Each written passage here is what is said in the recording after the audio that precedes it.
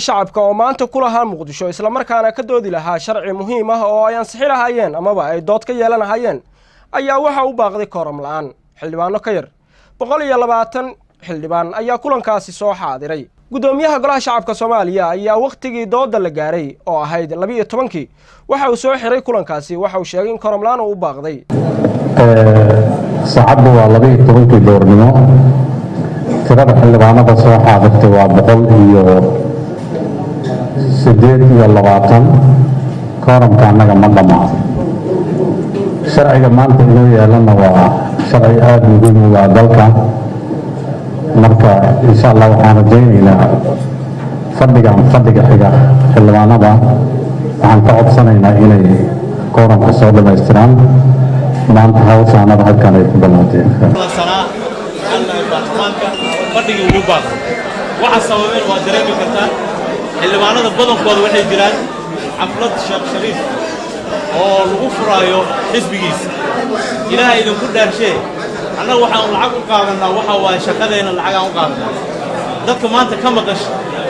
lacagta ay qaadanayaan xaraan miya ma xalaal ay maxaa lahaay xalaal ani waxaan dhihi lahaa xaraan waxa waa dan oo waxay ku maqan yihiin oo gaar ah shaqadii loo igmadana kan waay saa ka warqabtid baarlamaankan waajibaadkiisa waa gudan waay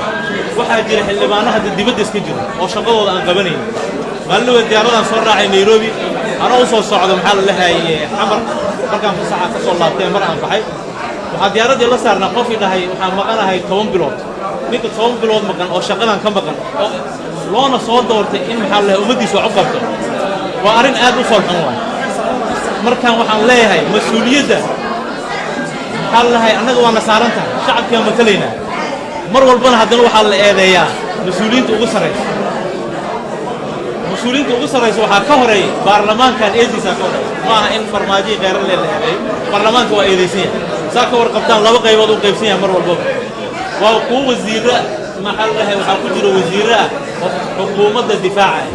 هي قوة وزيرة دونة ومر والبنا أيجنا معارضة أي نفترض في وزير اللي قال لي حكومة والدفاع لها وردنا قارها فيرنا دلكين وحقبت حالات هذا اللي جوجر والله سعتان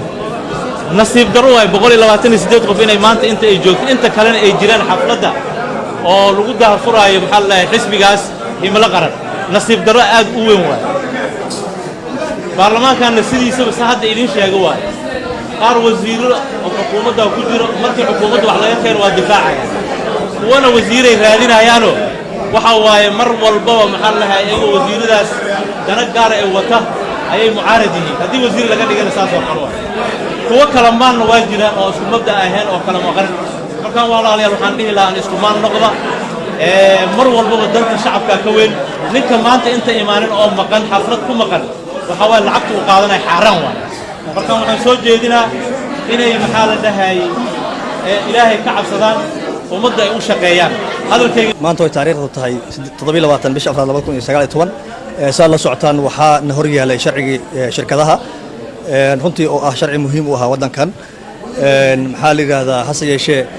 kooram la'aan dhacday kooram la'aantuna waxyaalaha loo sababanaya waxay tahay in xildhibaanadii iyagoo magaalada ku sugan haddana aysan imaanaynin waajibaadkooda aysan gudanaynin runtii haddii la dhihi lahayo maanta ajanda ka duwan maxaa la yiraahdaa kan oo ama xukuumad ama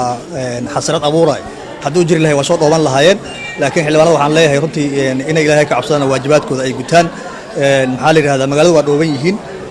marka kalena waxay yiraahdaan maxaa la yiraahdaa baarlamaankii waa baaqday ajanda ma laha ajandaha maalintii la keenana haddaysan macnaa aysan maxaa la yiraahdaa aysan ka hadlayno aysan inputkooda iyo waxooda aysan gelinaynin waa nasiib daro shuruucdu waa maxaa la yiraahdaa waa sharci waxaan wadanka loo sameeynaa waa shuruucdaasna waxaa laga rabaa maxaa la yiraahdaa xildhibaanada baarlamaanka inay ansixiyaan waxyaalaha laga hadlayo waa mustaqbal oo ummadeed runtii inay mustaqbalka ummadeeda waajibaadkii la soo saartay oo ku dabaqan inay gudan waayaan horta waa nasiib daro laakiin waxaan rajaynaynaa haddii la yiraahdo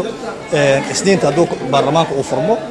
inay si degdeg u imaan doonaan ay waajibaadkooda gudan doonaan marka waxaan leeyahay xildhibaan xisaabi kullayba maxaa la yiraahdaa intaan lagu xisaabin ayaa la yiri waxaan ka codsanaynaa mar labaad iyo mar saddexaad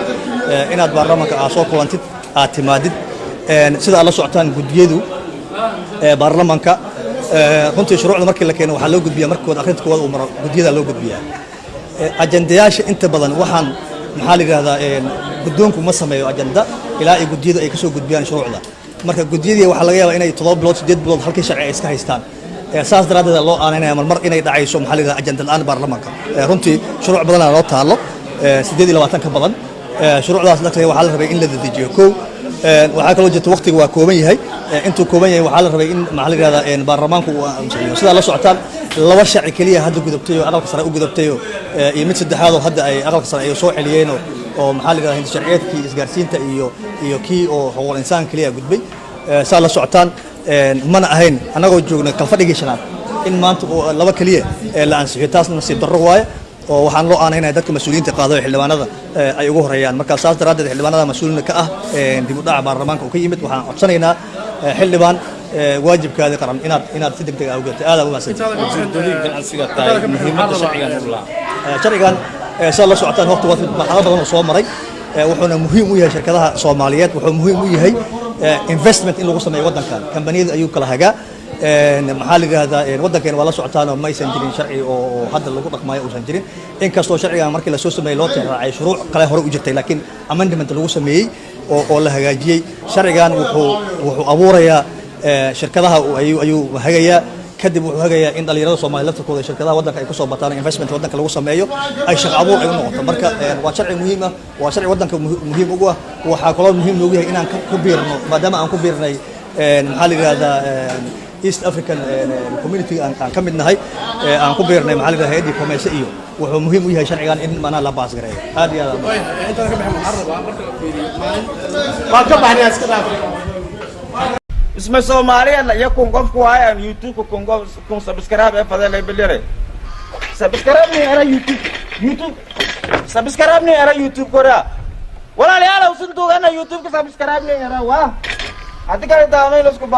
wadayaal subscribe saara channelkan haddii aad ku cusub tahay share garay like-tana ha ka iloobin sidoo kale haddii aad aragti qabto hoos inoogu reeb waa mahadsantiin